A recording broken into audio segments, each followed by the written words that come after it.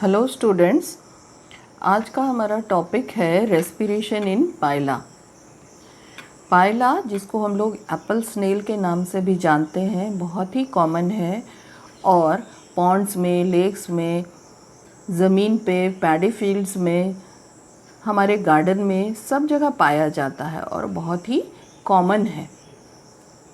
ये बिलोंग करता है फाइलम मोलस्का को और क्लास है गैस्ट्रोपोडा। कॉमनली जो पायला मिलता है उसको पायला ग्लोबोसा बोलते हैं, वो स्पीशीज़ है ग्लोबोसा। ये एम्फीबियस लाइफ लीड करता है, पानी पे भी रह सकता है और ज़मीन पे भी रह सकता है।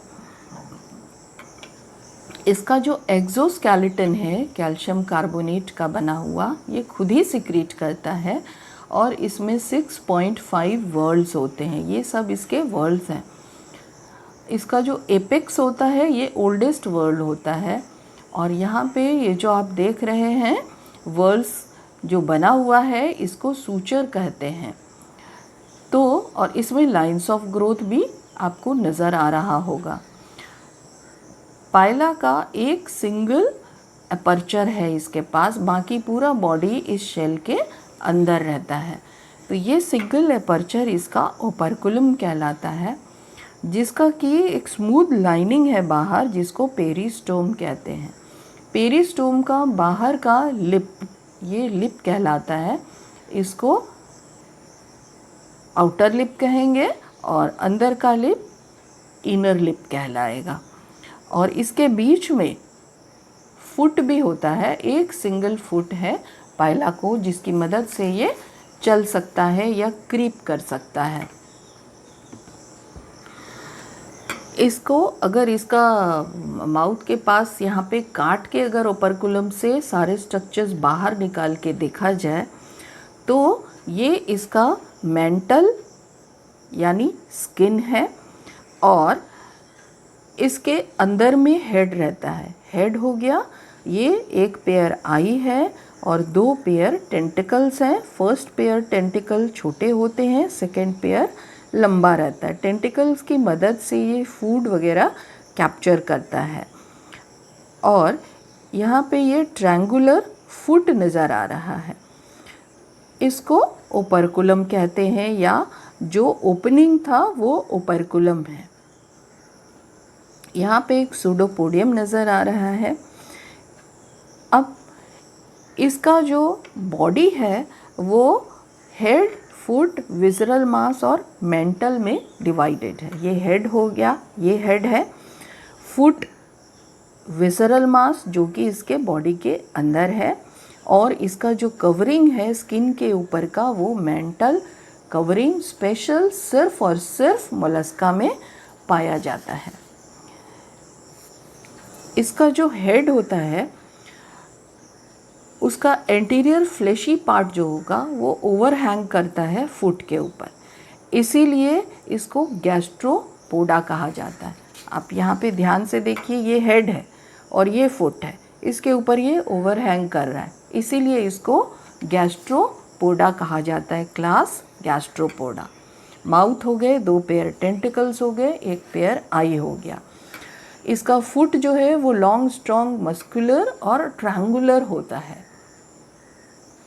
इसका विसरल मास हम्प के जैसा निकला हुआ, जैसे ऊंट में रहता है वैसे निकला हुआ रहता है।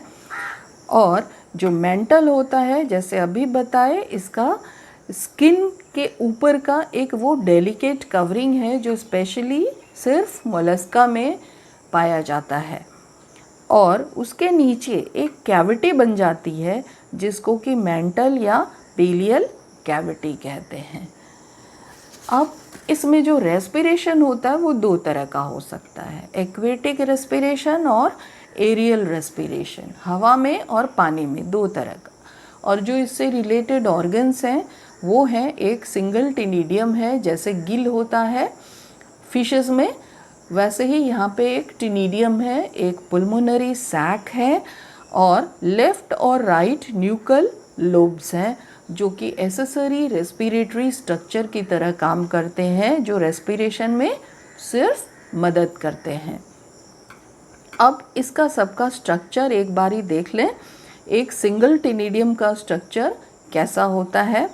ये टिनिडियम ब्रैंकियल चैम्बर में रहता है, मेंटल कैविटी के अंदर, और इसमें ढेर सारे लैमिले रहते हैं जो कि थिन और ट्रायंगुलर हैं, लीफलेट्स की तरह हैं। जैसे कि एक बुक होता है और बुक से अटैच्ड उसके पेजेस होते हैं, वैसे ही लैमिला उससे अटैच्ड रहता है। इसका जो लैमिला है सिंगल रो बना हुआ है, इसीलिए इसको मोनोपेक्टिनेट लैमिला कहा जाता है। सिंगल रो है लैमिले के, इसीलिए इसको मोनोपेक्टिनेट कहेंगे। ये इसका टिनिडियल एक्सेस है, ट्रायंगुलर शेप है, और सारे सिनिडिया लैमिले एक दूसरे के ऊपर ओवरलैप कर रहे हैं जैसे बुक के पेजेस होते हैं। इसका अगर हिस्टोलॉजी देखा जाए तो ये लैमिला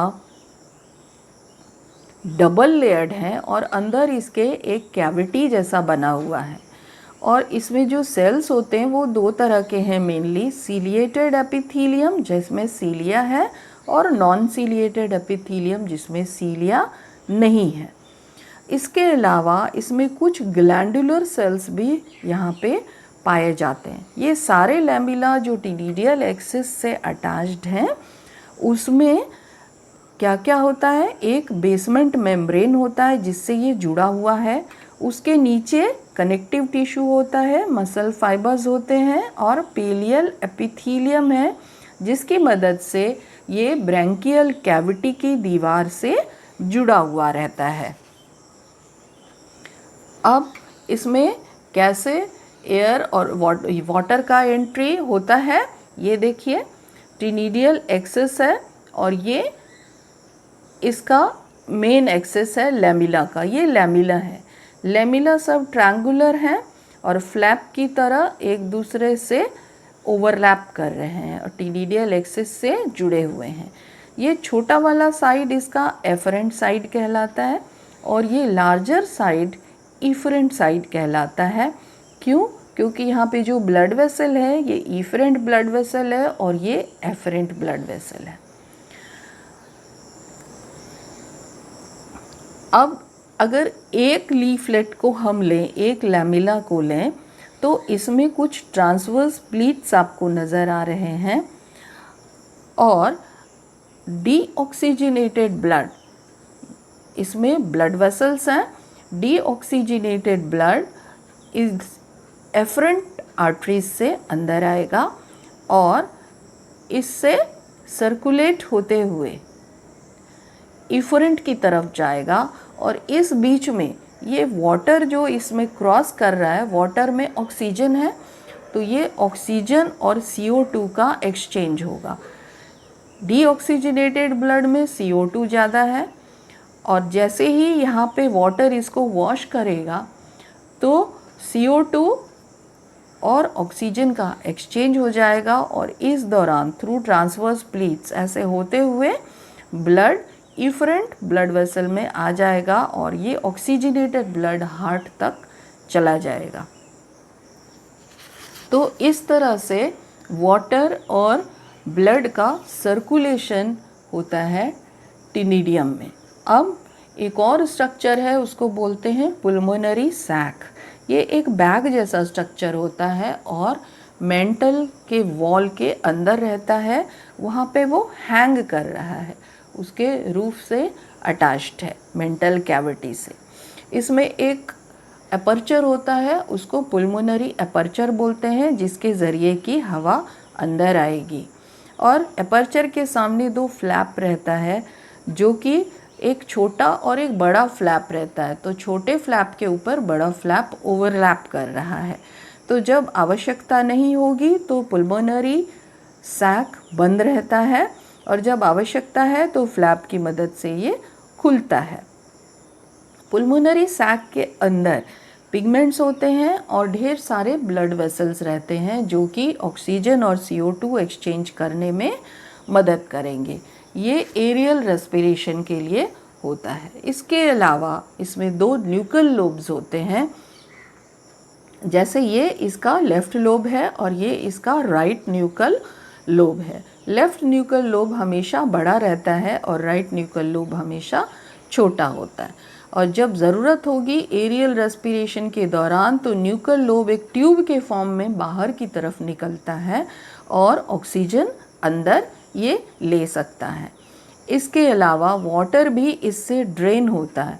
न्यूकल लोब से वाटर अंदर आएगा और राइट न्यूकल लोब से वाटर बाहर जाएगा। तो water in current through left nuchal lobe, और इस तरह से होते हुए वाटर का ये पाथ है। अब है कि मैकेनिज्म क्या होता है रेस्पिरेशन का, कैसे एक्वेटिक रेस्पिरेशन होगा और कैसे एरियल रेस्पिरेशन होगा हवा में। एक्वेटिक रेस्पिरेशन के लिए सबसे पहले इसका लेफ्ट न्यूकल लोब खुलेगा और इसमें पानी अंदर आता है। जब पानी अंदर आएगा तो इनकरेंट वाटर, यहाँ पे एक और इसका स्ट्रक्चर है, उसको ऑस्फेरिडियम बोलते हैं, जो कि वाटर के क्वालिटी को टेस्ट करता है और तब ये अलाउ करता है वाटर को आगे बढ़ने के लिए। तो ये इसका पुल्मोनरी चैम्बर है। लेफ्ट न्यूकल लोब से होते हुए वाटर आया पुल्मोनरी चैम्बर में और तब वहाँ से एक और स्ट्रक्चर है, उसको एपिटीनिया बोलते हैं। एपिटीनिया को क्रॉस करते हुए ये दूसरे चैम्बर में जाता है, जिस चैम्बर को कि ब्रैंकियल चैम्बर कहा जाता है। तो एपिटीनिया को क्रॉस करके ब्रैंकियल चैम्बर में आया और ब्रैंकियल चैम्बर में टिनिडियम है।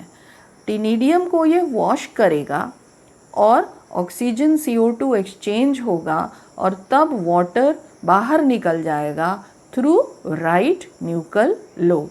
तो ये वाटर का रास्ता क्या है, एक्सटीरियर से वाटर अंदर आया, लेफ्ट लोब पुल्मोनरी चैम्बर, ये पुल्मोनरी चैम्बर से एपिटीनिया, ये एपिटीनिया से ब्रैंकियल चैम्बर, यहाँ ब्रैंकियल चैम्बर से फिर राइट लोब और राइट लोब से फिर पानी बाहर जाएगा। तो इस तरह से वाटर का सर्कुलेशन होता है और टिनिडियम को हमेशा कंटिन्यूसली ऑक्सीजनेटेड वाटर मिलते रहता है। तो ये हो गया मैकेनिज्म इसका पानी के अंदर। अच्छा, फिर इसमें है रेगुलेशन ऑफ वाटर। कैसे ये रेगुलेट होता है, by alternate lowering and raising of the floor of mental cavity and by protrusion and retraction of head. इसका जो हेड है ये अंदर बाहर होता है, ये नीचे की तरफ जाएगा और फिर ये अपने आप को ऊपर की तरफ खींचेगा, तो उससे ये कैविटी बड़ा होता है और कैविटी छोटा भी होता है। तो जब कैविटी छोटा होगा तो वाटर एक्सपेल करेगा राइट न्यूकल लोब से, और जब कैविटी बड़ा होगा तो वाटर एंटर करेगा इसमें। और इसके अलावा यहाँ पे जो सीलिया होते हैं लैमिले में, जैसे अभी उसके हिस्टोलॉजी में बताए थे, तो सीलिया भी बीट करके पानी को बाहर निकालने में मदद करते हैं। तो ये है regulation of water in the chambers. अब सेकेंड टाइप ऑफ रेस्पिरेशन है, वो है एरियल रेस्पिरेशन। एरियल रेस्पिरेशन कैसे होगा, सबसे पहले इसका जो लेफ्ट न्यूकल लोब है, जब इसको हवा में पानी नहीं है और रेस्पायर करना है, लैंड पे है या हवा में पानी से बाहर साइफन निकाल के इसको रेस्पायर करना है, तो इसका लेफ्ट न्यूकल लोब से एक साइफन जैसा स्ट्रक्चर निकल जाता है, बाहर ट्यूब जैसा बना लेता है।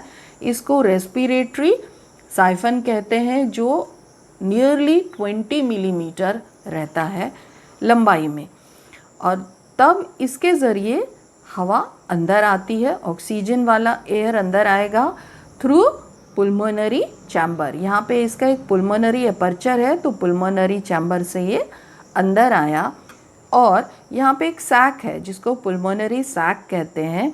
और जैसा कि पहले बता चुके हैं, पुल्मोनरी सैक में ब्लड वेसल्स ढेर सारे होते हैं, यहाँ पे ऑक्सीजन और CO2 का एक्सचेंज होता है। तो इसमें कैसे हवा अंदर आएगी, from outside surface oxygen will enter through left nuchal lobe, जो कि साइफन बनाया, थ्रू पुल्मोनरी अपर्चर, ये पुल्मोनरी सैक में आया, गैशियस एक्सचेंज हुआ और CO2 वाला एयर ये फिर वापस चला गया लेफ्ट न्यूक्लियर लोब से होते हुए बाहर। तो इस तरह से ये अंदर बाहर होते रहता है हवा। और यहाँ पे हार्ट है, ऑरिकल और वेंट्रिकल इसका, जो कि डायरेक्टली फिर ऑक्सीजनेटेड ब्लड को हार्ट तक पहुँचा देता है।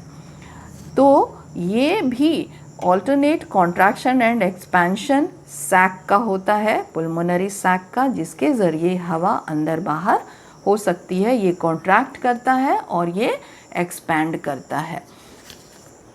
इस कॉन्ट्रैक्शन और एक्सपेंशन में एपिटीनिया, जैसे पहले बताए थे, वो भी मदद करता है। एपिटीनिया is raised to push the mental wall so that no air enters the bronchial chamber during aerial respiration। अब एरियल रेस्पिरेशन के दौरान एपिटीनिया ऊंचा उठ जाता है, जिससे क्या होगा कि कोई भी एयर वहाँ एंटर नहीं करेगा। अच्छा, फिर है depending upon prevailing conditions these two modes of respiration goes alternately.